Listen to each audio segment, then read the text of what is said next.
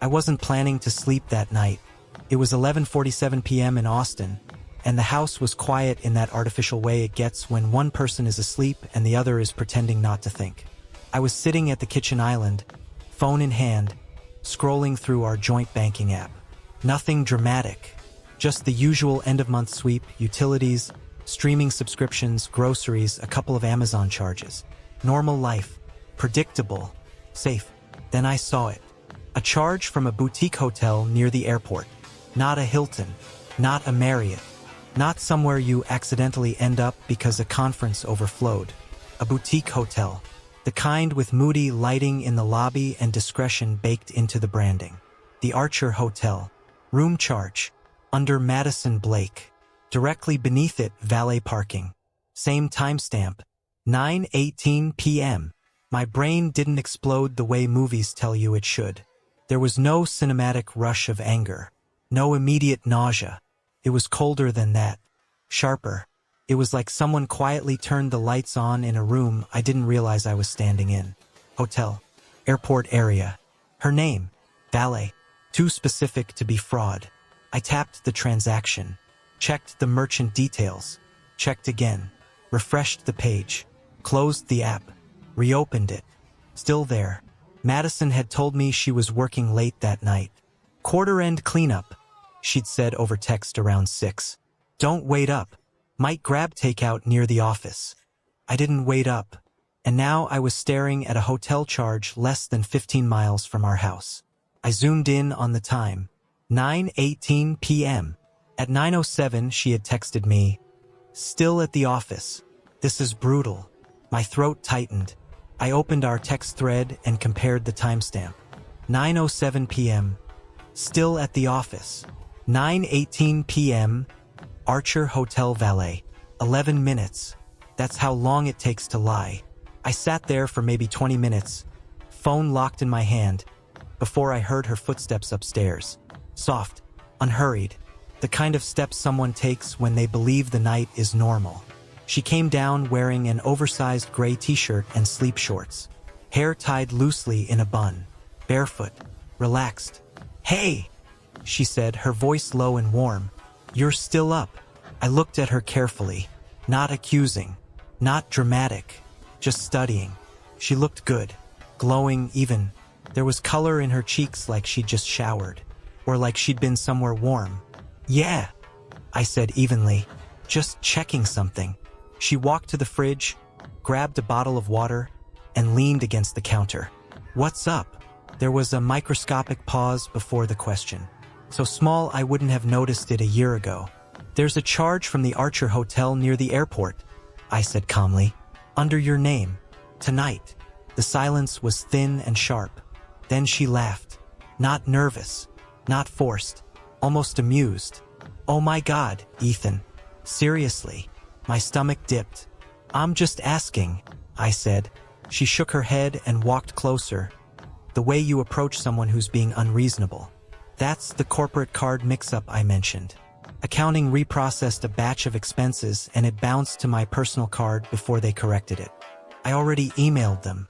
She delivered it quickly, smoothly, no hesitation, no searching for words. "I don't remember you mentioning a hotel," I replied. Her expression shifted instantly. Not fear, irritation. "This is exactly what I mean," she said, crossing her arms. "You jump to the worst possible conclusion every time something doesn't fit your narrative." "I'm not jumping to anything. I'm asking about a hotel charge." "You're implying something," she snapped. "You always imply something. It's exhausting." There it was, the pivot. Suddenly, I wasn't a husband asking about a financial transaction. I was controlling, suspicious, paranoid. "Madison, it's a hotel near the airport," I said quietly. "At 9 at night, after you texted that you were still at the office." Her eyes flashed. "So now you're cross-referencing timestamps?" she said. "You're tracking my movements through banking apps?" The way she said it made me feel small, like I was the one violating trust. "I'm not tracking you. I saw a charge. And instead of assuming it's a clerical error like a normal person, you assume I'm sneaking around at some hotel?" she said, sneaking around like it was absurd, laughable. That familiar wave of guilt crept up my spine. The one that makes you question your own perception. Maybe it was accounting. Maybe I forgot she mentioned something. Maybe I'm being that guy. She stepped back, exhaling dramatically. I can't live like this, Ethan. Constantly defending myself against things that only exist in your imagination. Imagination. That word stuck.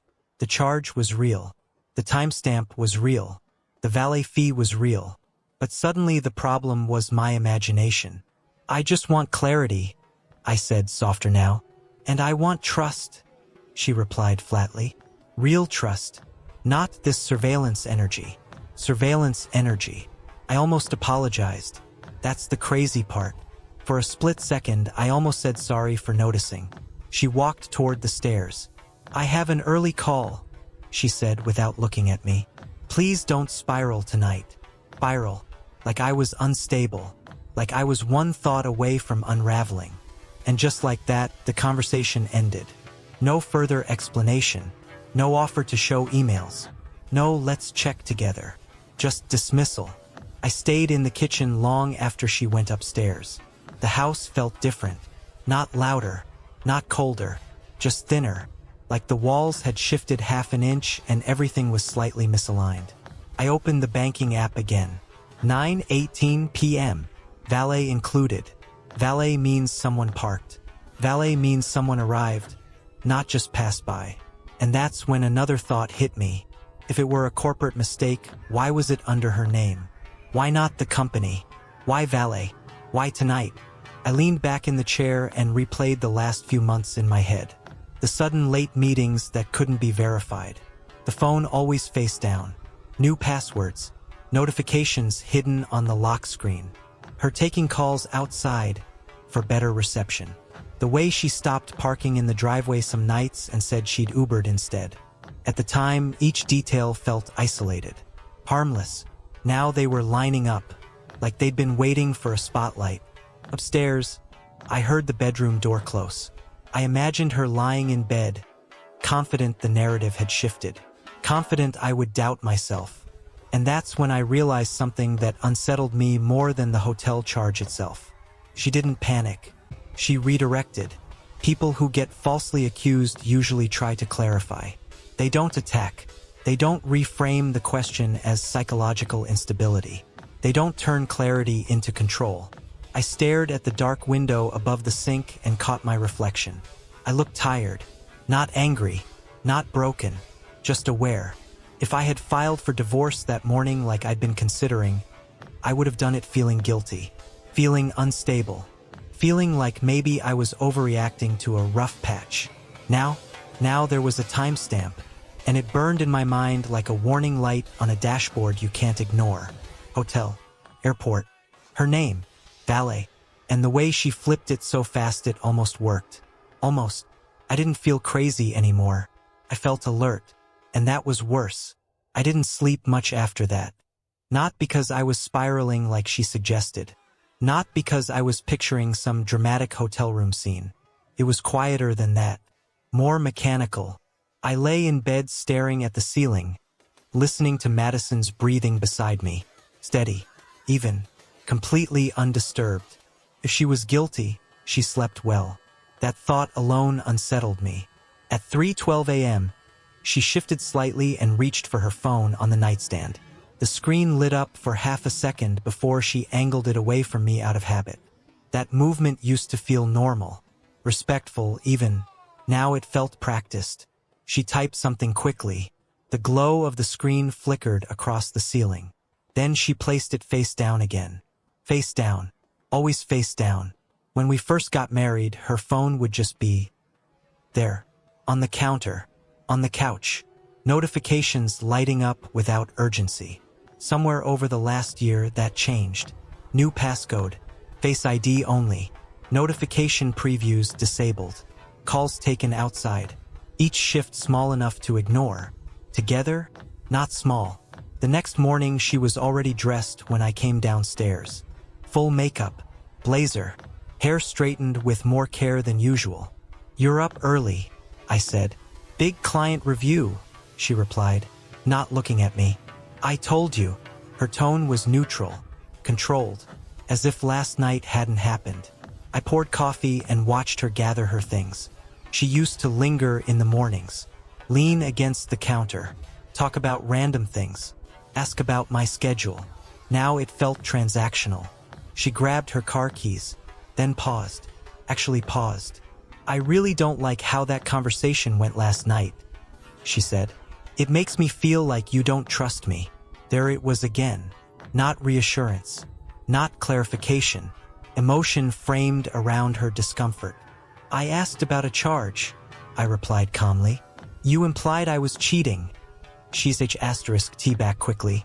I didn't say that. You didn't have to. She held my gaze like she was waiting for me to back down, to apologize, to soften. I didn't. Instead, I said, if accounting fixes it, show me the correction when it comes through. A flicker, just for a second. Then she smiled tightly. Of course. And she left. The garage door closed. Silence. That's when the replay started. Not just the hotel charge. Everything.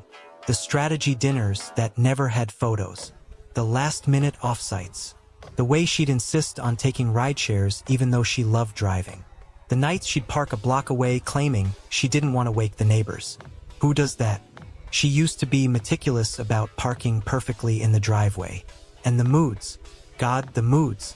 One night she'd be overly affectionate, initiating conversations about vacations, holding my hand while we watched TV. The next, distant, irritated by basic questions. It was like living with two versions of the same woman.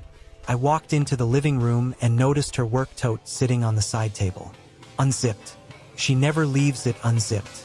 I didn't touch it, but I stared at it longer than I should have. I didn't want to become the guy who searches through bags. I didn't want to confirm something I couldn't unsee. Instead, I sat down and opened our phone plan dashboard. Shared account. Call logs accessible. I hadn't checked them in years. Scrolling back through the past month felt surreal. Her daytime calls were normal. Clients. Office numbers. Known contacts. But after midnight, a repeated number. No name attached. 3 minutes. 7 minutes. 12 minutes. Always between 12:14 a.m. and 1:30 a.m. And always on nights she claimed she had early meetings the next morning. I clicked the number. No contact saved. Area code local. My chest tightened, but not in panic. In pattern recognition. That same number appeared on the night of the hotel charge. 12:47 a.m. 9 minutes. After she came home. After she told me she was exhausted. I leaned back slowly. Rehearsed answers make more sense when someone's had time to rehearse. I wasn't looking at a single suspicious charge anymore. I was looking at structure, predictability, late-night calls, unverifiable meetings, hidden notifications, valet at a boutique hotel, and then something else surfaced. 3 months ago, Madison started bringing up asset optimization. It sounded harmless at first. Financial planning, smart restructuring. Maybe we should separate some accounts, she'd said casually. It's safer for tax reasons. Safer. For who? At the time, I agreed in principle. It made sense. But she pushed harder than usual. Suggested moving certain investments solely under her name for flexibility. I didn't think much of it. Now I was thinking of it. Hard. I walked upstairs and stood in the doorway of our bedroom. The bed was made. Her perfume lingered faintly in the air. Not the soft everyday scent. Something sharper. Something she wore to events. The memory clicked. She'd been coming home some nights smelling unfamiliar. Not masculine cologne exactly, but layered. Like hotel soap. Like a lobby. And she always showered immediately. Even if it was late. Even if she claimed she was exhausted. Shower first. Questions second. I sat on the edge of the bed and tried to separate fact from paranoia. Fact. Hotel charge. Valet. Late night number. Asset restructuring pressure. Behavioral shifts. Paranoia. Assumptions. Filling in blanks. The problem was the blanks were getting smaller. By mid-afternoon, I wasn't angry. I was analytical. If something was happening, it wasn't random. It was scheduled, structured, hidden inside legitimate excuses. And the more I thought about her reaction last night, the clearer it became. She didn't deny with confusion. She denied with offense. There's a difference. Confusion asks questions back. Offense shuts you down. I opened the call log again and wrote the unknown number down, just in case. Then I checked our calendar. Cross-referenced her late meetings with the nights that number appeared. For matches in the last 6 weeks. All weekdays. All nights she claimed heavy workload. And all followed by her being oddly affectionate the next morning. Overcompensation. Or guilt management. The realization didn't hit like a punch. Settled. Heavy. Deliberate. This wasn't a one-time mistake if it was happening. It was rhythm. And rhythm means intention. By the time she texted me at 4:32 p.m., meeting ran long. Might grab dinner with the team. I didn't feel shocked. I felt prepared. Because now I wasn't reacting. I was observing.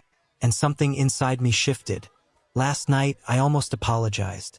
Today, I wasn't apologizing for noticing patterns. I wasn't apologizing for timestamps.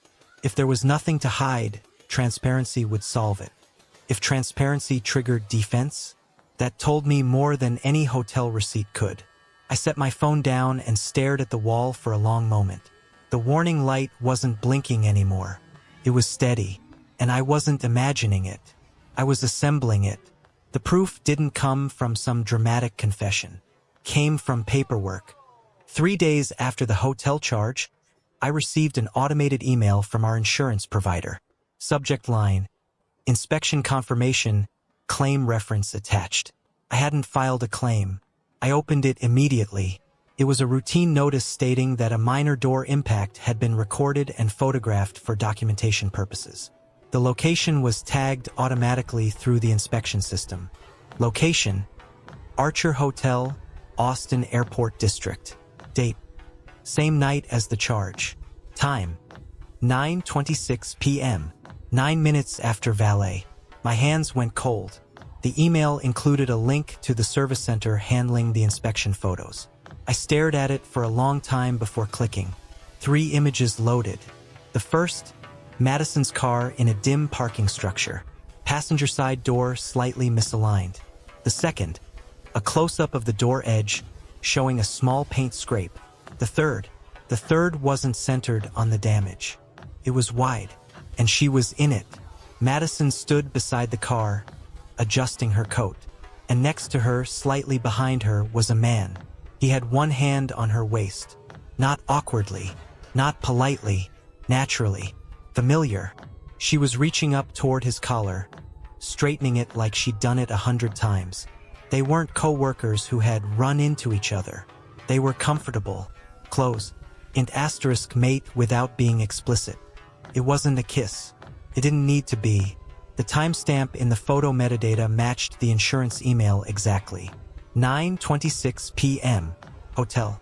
Valet. And now image. I didn't feel rage. I felt confirmation. There's something terrifying about seeing suspicion solidify into pixels. It removes imagination. It removes doubt. I zoomed in on his face. Late 30s. Clean cut. Confident posture. Wearing a navy blazer that didn't look like office wear. I didn't recognize him. That bothered me more than if I had. Because it meant this wasn't someone I'd overlooked socially. This was someone compartmentalized. I closed the photos and sat still, breathing slow, processing.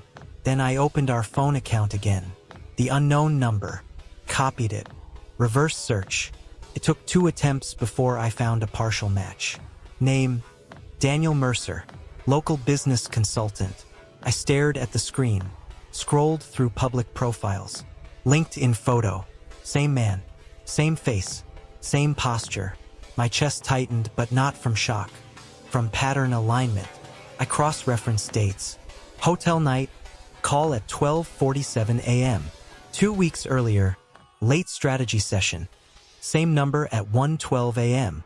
3 weeks earlier, off-site dinner. 11:58 p.m. Not random, not accidental. A chain. time, place, contact. The infidelity wasn't emotional fog anymore. It was data, and the data was clean. I didn't confront her that evening. I didn't storm into the kitchen waving printouts.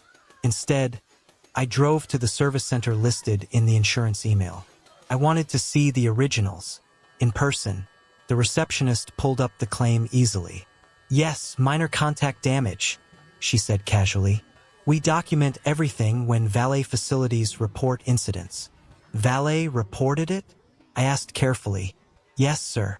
They submitted it with timestamp confirmation. So the hotel logged her vehicle. The valet processed it. This wasn't a phantom accounting error. This was a documented stay." "Was anyone else listed on the vehicle record?" I asked.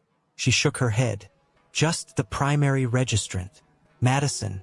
I thanked her and left without another word. In the parking lot, I leaned against my car and stared at nothing.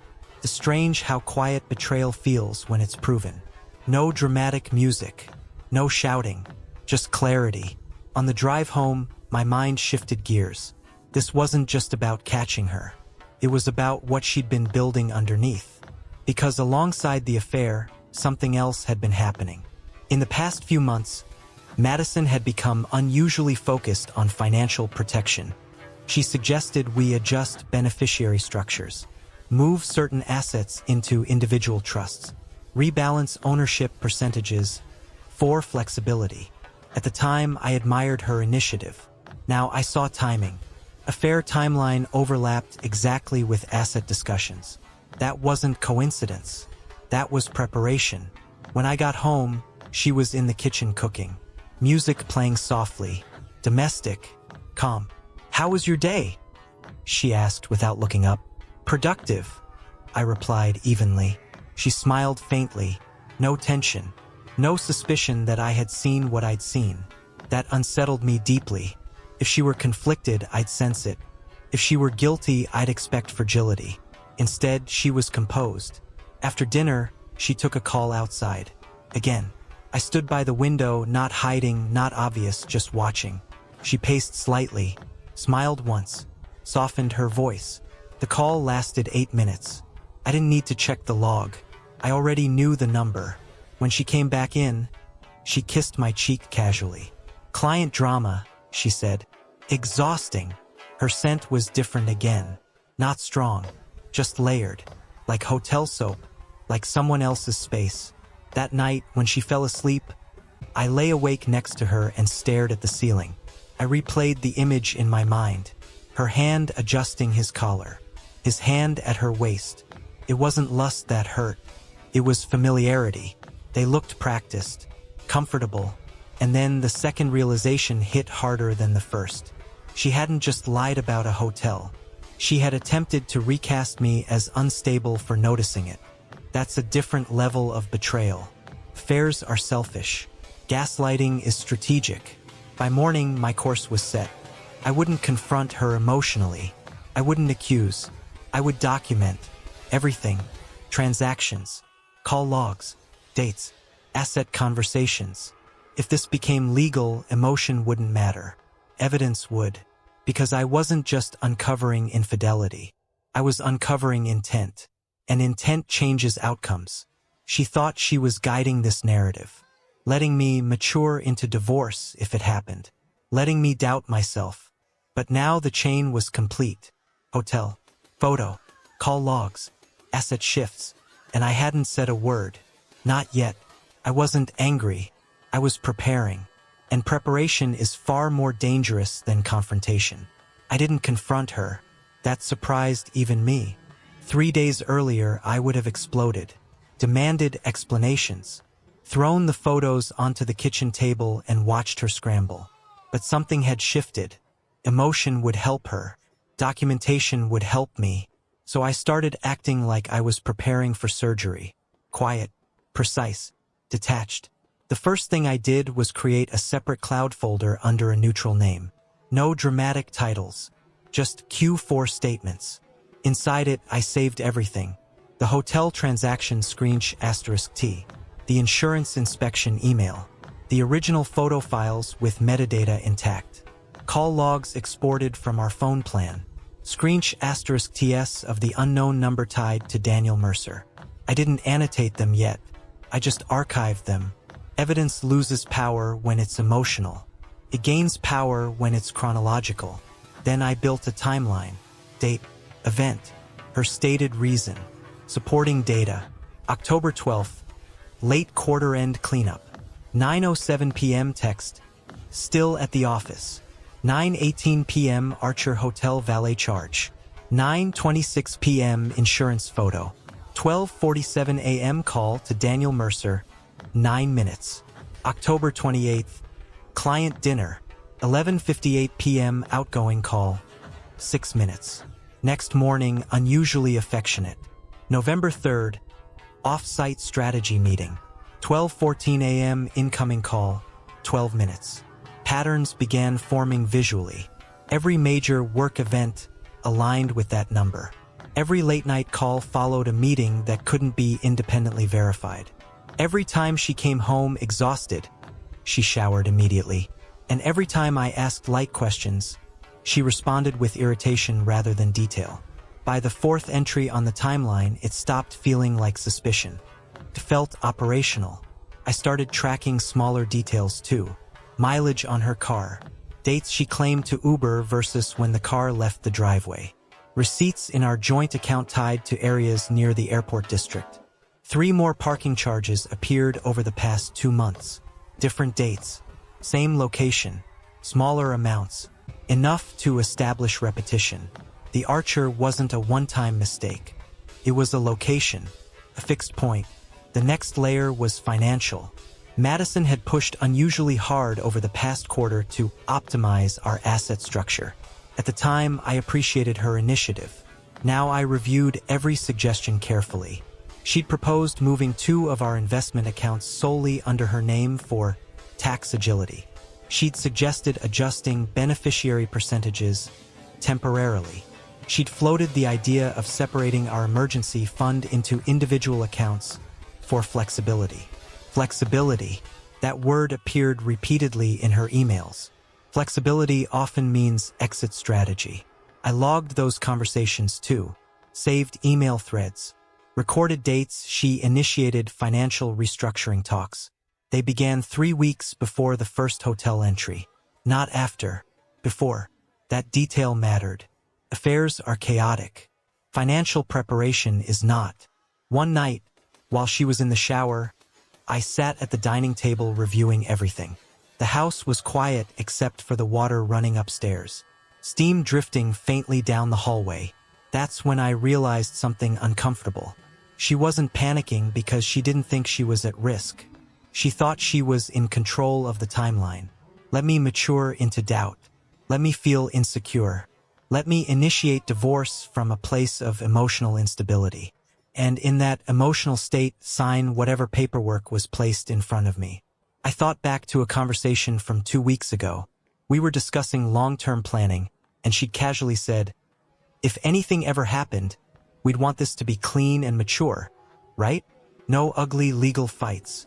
At the time, it sounded responsible. Now it sounded rehearsed. Clean, mature, quick. I opened the timeline again and noticed something else. After each hotel night, she was unusually calm for several days. No tension. No defensiveness. Almost affectionate. That wasn't guilt. That was management. If she kept me emotionally steady, I wouldn't dig. If she framed me as paranoid early, any future suspicion would sound like instability. The strategy wasn't loud. It was subtle, and subtle is harder to defend against. The next morning, I initiated something small. "I've been thinking about our financial structure," I said casually over coffee. "Maybe we should have everything reviewed independently, just to be thorough." She paused, only for a second. "What do you mean?" she asked. "Third-party audit. Clean books. It's smart." Her smile was tight. "Do you not trust how we've set things up?" "It's not about trust," I said calmly. "It's about clarity." That word again. Clarity. The same word I'd used about the hotel. Her jaw shifted slightly. "Sure," she said. "If that makes you feel better." Feel better. always reframing it as emotional comfort, never structural necessity. I nodded and let it drop. No pressure, no confrontation, just planting friction into her timeline. Over the next week, I moved carefully, consulted a divorce attorney quietly under the pretense of estate planning. Didn't file anything, didn't escalate, just gathered information. In Texas, infidelity doesn't automatically determine asset division, but documented patterns influence negotiations. Financial manipulation, that changes things further. The attorney's advice was simple. Don't confront until you're fully prepared. People make mistakes when they think they're still in control. I understood that immediately. Madison believed she was scripting this. I intended to revise the script. One evening, as she stepped outside for another client call, I followed at a distance. Not physically, but digitally. Shared location history on our car system. Her vehicle hadn't gone to the office the previous Thursday. It had gone to the Archer. Stayed parked for 3 hours. She told me she was in a boardroom. 3 hours. Boardrooms don't require valet. The timeline updated again. By now, it was no longer about catching her. It was about ensuring I wouldn't be cornered legally, because I could see it forming. If I confronted too early, she'd pivot, accuse me of controlling behavior, frame the narrative as emotional instability, push for a mature, amicable separation, present paperwork, move assets, and I'd sign out of exhaustion, out of heartbreak, out of confusion. Not anymore. I wasn't operating from emotion now. I was operating from documentation. And documentation doesn't argue. It doesn't shout. It doesn't cry. It waits. By the end of the week, the folder labeled Q4 statements had grown. Not bloated, just structured, chronological, neutral, cold. Madison kissed me goodnight that Friday. Soft, warm, almost affectionate. You seem calmer lately, she said quietly. I am, I replied, and that was true, because clarity replaces chaos. And I wasn't guessing anymore. I was assembling. The day I overheard her wasn't dramatic. It wasn't midnight. There was no shouting, no slammed doors. It was a Tuesday, 4:18 p.m. I had come home earlier than usual because a client call got canceled. Madison didn't expect me back until after 6. I parked quietly in the driveway instead of inside the garage. The front door was unlocked. That was the first anomaly. She never leaves it unlocked. I stepped inside and heard her voice before I saw her. She was in the study at the back of the house. The door was slightly closed. Not fully, just enough to create privacy without suspicion. Her tone was different, soft, controlled, strategic, not emotional. I wasn't trying to eavesdrop, but then I heard my name.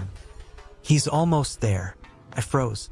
There's a specific stillness your body enters when it senses danger without knowing the shape of it. He already thinks the distance is his idea, she continued quietly. He's been talking about space and restructuring for months. Silence on her end as the other person spoke. Then she laughed softly. No, he won't explode. That's the whole point. Ethan doesn't explode. He internalizes. My jaw tightened. Internalizes. She continued pacing. I could hear it in the cadence of her steps. If he files, it's cleaner. Emotionally, legally, everything. He'll want it mature. He always does. There it was again. Mature. Clean. Scripted language. I didn't move. I didn't breathe loudly. He'll think he made the decision, she said calmly. That's better for everyone. Better for everyone. Not heartbreak. Not confusion. Better. As if this were logistics. As if I were a variable in a strategy deck. Another pause. Then she lowered her voice slightly. The paperwork's straightforward. He won't read every clause. He trusts structure. My chest felt hollow. Trust structure. That was a reference to how I approach contracts. Business negotiations. Legal documents. I rely on systems. And she knew that. She knew it well enough to *P***nize it. No, I don't want this messy, she continued. That's why it has to feel organic. If I push, he'll get defensive. If he initiates, it's easier. Another pause. Then, Daniel, relax.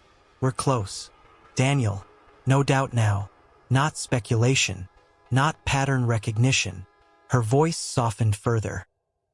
He just needs a little more distance to believe it's mutual. Mutual. The word echoed in my skull. She wasn't planning to confess. She was planning to guide me into filing. So it would look balanced, reasonable, and legally favorable. My heartbeat slowed instead of sped up. Shock does that sometimes. It drains adrenaline. You're protected, she said calmly into the phone. I wouldn't let this backfire on you. Protected. So there was more at stake than emotion. I stepped back slowly, careful not to make the floorboards creak. She laughed lightly at something he said. That laugh. I'd heard it before, but never like that. It wasn't romantic. It was confident, controlled. The call ended a minute later. I heard her chair slide slightly, papers shuffling, then silence. I walked quietly back toward the front door, stepped outside, and closed it louder than necessary. Then I opened it again, keys in hand, footsteps deliberate. Hey! I called out casually. She emerged from the hallway with perfect timing. You're home early, she said, eyebrows lifting just slightly. No panic, no fluster, controlled. Meeting canceled, I replied evenly. She smiled softly. That's good. I studied her face. Nothing trembling, nothing cracked. Whatever she'd just discussed, she believed it was secure. How was your afternoon? I asked. Busy, she said. Lots of moving parts. Moving parts. That almost made me laugh. I'll bet, I replied. She tilted her head slightly. You okay? She asked. Concern. Measured. I nodded. Yeah, just thinking. She stepped closer and touched my arm lightly. You've seemed distant lately. Distant. She was calibrating, testing whether the narrative was progressing. I've been evaluating things, I said carefully. She watched me closely. Evaluating what? Long-term alignment, I answered. Corporate language. Her language. A small flicker in her eyes. She recognized it. You don't have to carry everything alone, she said gently. Carry. Alone. She was laying groundwork for mutual disconnection. I know, I replied. That evening we had dinner like normal. She talked about work, asked about mine. Nothing emotional, nothing sharp. But inside me, something had fully locked into place. The affair wasn't impulsive. It wasn't messy. It wasn't born from loneliness or confusion. It was strategic, layered, managed. She wasn't waiting for a confrontation. She was waiting for my signature, and she believed I was close. Later that night, she sat beside me on the couch. Close enough for proximity, not close enough for int asterisk Macy. Do you ever feel like people just grow? She asked casually. I looked at her. In what way? In different directions, she replied softly, without it being anyone's fault. There it was, seeding the concept. No villain, I said. Exactly, she nodded. Mutual, organic, clean. I watched her carefully. She thought she was guiding a conversation toward philosophical detachment. What she didn't know was that I had already heard the operational version.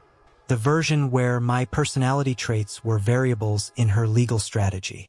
That's the moment something inside me shifted permanently. Not heartbreak, not rage, clarity. She wasn't confused. She wasn't torn. She was calculating. And the most dangerous part? She believed she was ahead. That night, after she fell asleep, I lay awake staring at the ceiling again. But this time there was no doubt. The affair was confirmed. The plan was confirmed. The timeline was confirmed. I wasn't one signature away from heartbreak. I was one signature away from walking into a controlled loss. And she thought I was almost ready to sign. She was right about one thing. I internalize. But she misunderstood something critical. When I internalize long enough, I don't implode. I adapt. And now the operation had changed. Because I wasn't reacting anymore. I was countering. I didn't confront her. I agreed. When she suggested we sit down with a mediator and keep things clean, I nodded like a man who was tired of tension. I let her believe the script was working. A week later, we scheduled a legal meeting. She arrived calm, almost relieved. But instead of signing, I requested full asset verification, joint expense audits, historical transaction reports. I submitted documented evidence tying third-party communication to financial restructuring conversations. I asked for clarification on clauses buried in the draft settlement, ownership transfers, liability shifts, liquidity timing. Her confidence cracked for the first time. She tried to rush, said we didn't need to complicate it, said this was supposed to be mature. Then Daniel showed up in the lobby before the meeting ended. Too early, too visible, not a coincidence. That was the moment the room changed. The narrative she built collapsed under paperwork. No shouting, no accusations, just documented facts. I filed the next morning, not from heartbreak, from protection. Infidelity was documented. Financial maneuvering was documented. Attempts to frame the separation as mutual were documented. There was no argument left to spin. In court, I wasn't the unstable husband who imagined things. I was the one who noticed details and verified them. Madison's leverage dissolved quietly. The restructuring she planned never finalized. The clauses she hoped I'd skim were reviewed line by line. I walked away with what I built intact. No spectacle, no revenge, just clarity. I was one signature away from destroying myself. All it took to stop it was a hotel charge that smelled wrong. And this time, I didn't apologize for noticing.